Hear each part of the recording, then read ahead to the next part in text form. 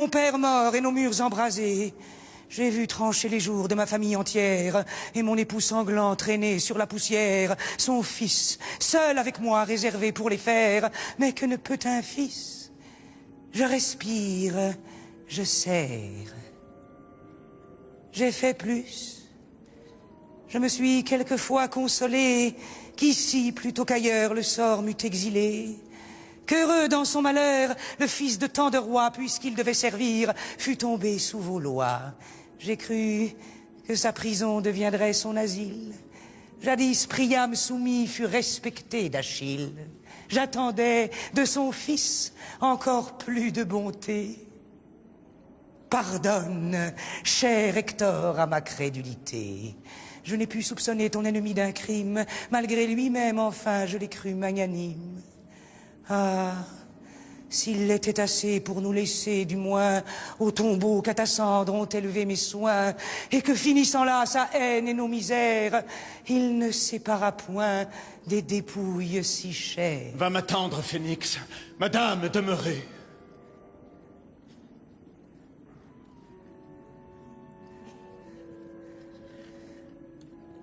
On peut vous rendre encore ce fils que vous pleurez? Oui, je sens un regret qu'en excitant vos larmes, je ne fais contre moi que vous donner des armes. Je croyais apporter plus de haine en ces lieux. Mais madame, du moins, tournez vers moi les yeux. Voyez si mes regards sont d'un juge sévère, s'ils sont d'un ennemi qui cherche à vous déplaire. Pourquoi me forcez-vous vous-même à vous trahir? Au nom de votre fils, cessons de nous haïr. À le sauver enfin, c'est moi qui vous convie. Faut-il que mes soupirs vous demandent sa vie? Faut-il qu'en sa faveur j'embrasse vos genoux? Pour la dernière fois, sauvez-le. Sauvez-nous. Je sais de quel serment je romps pour vous les chaînes. Combien je vais sur moi faire éclater de haine. Je renvoie Hermione, et je mets sur son front, au lieu de ma couronne, un éternel affront. Je vous conduis au temple où son hymen s'apprête, je vous ceins du bandeau préparé pour sa tête. Mais ce n'est plus, madame, une offre à dédaigner. Je vous le dis, il faut ou périr, ou régner. Mon cœur, désespéré d'un an d'ingratitude, ne peut plus de son sort souffrir l'incertitude. C'est craindre, menacer et gémir trop longtemps. Je meurs si je vous perds, mais je meurs si j'attends. Songez-y. Je vous laisse, et je viendrai vous prendre pour vous mener au temple où ce fils doit m'attendre. Et là, vous me verrez soumise ou furieux, vous couronner, madame, ou le perdre à vos yeux. Je vous l'avais prédit qu'en dépit de la Grèce, de votre sort encore, vous seriez la maîtresse. Hélas, de quel effet tes discours sont suivis? Il ne me restait plus qu'à condamner mon fils. Madame, à votre époux, c'est être assez fidèle. Trop de vertu pourrait vous rendre criminel. Lui-même, il porterait votre âme à la douceur. Quoi, je lui donnerais Pyrrhus pour successeur? Ainsi le veut son fils que les Grecs vous ravissent. Pensez-vous qu'après tout ces mânes en rougissent?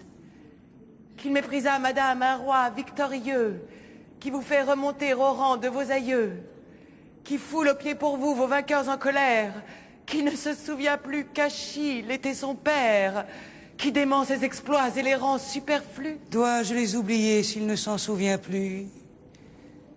Dois-je oublier Hector privé de funérailles et traîné sans honneur autour de nos murailles? Dois-je oublier son père à mes pieds renversé, ensanglantant l'autel qu'il tenait embrassé?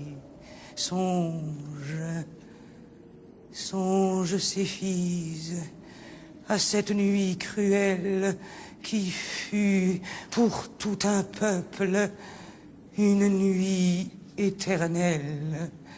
Figure-toi, Pyrrhus, les yeux étincelants, entrant à la lueur de nos palais brûlants, sur tous mes frères morts se faisant un passage, et de sang tout couvert échauffant le carnage.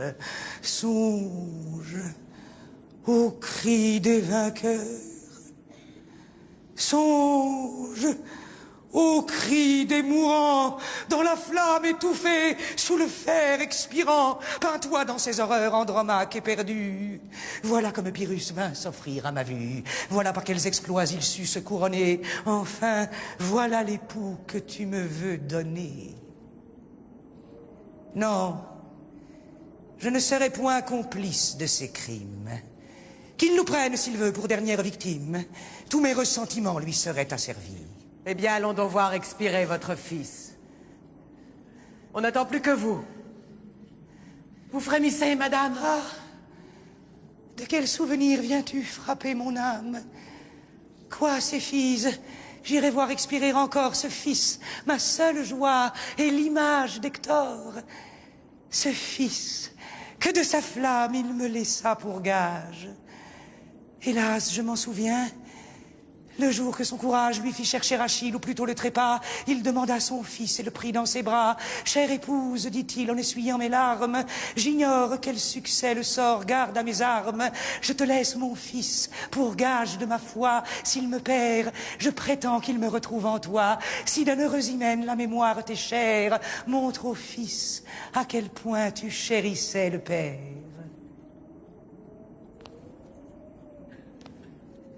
Et je puis voir répandre un sang si précieux, et je laisse avec lui périr tous ses aïeux.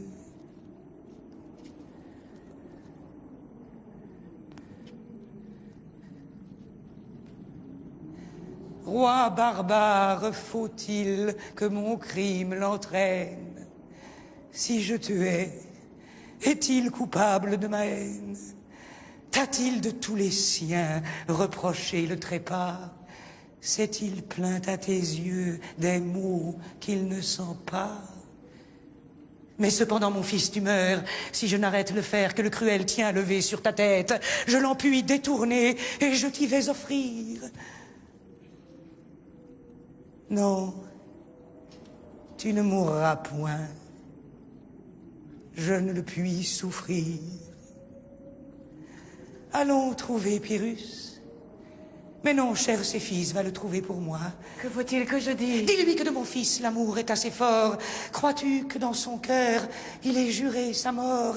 L'amour peut-il si loin pousser sa barbarie? Madame, il va bientôt revenir en furie. Eh bien, va l'assurer. De quoi?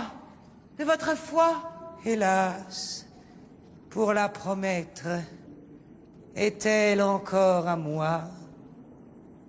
Oh, cendre d'un époux, ô Troyen, ô mon père, ô mon fils, que tes jours coûtent cher à ta mère.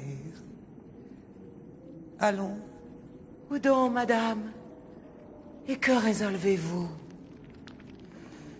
Allons sur son tombeau consulter mon époux.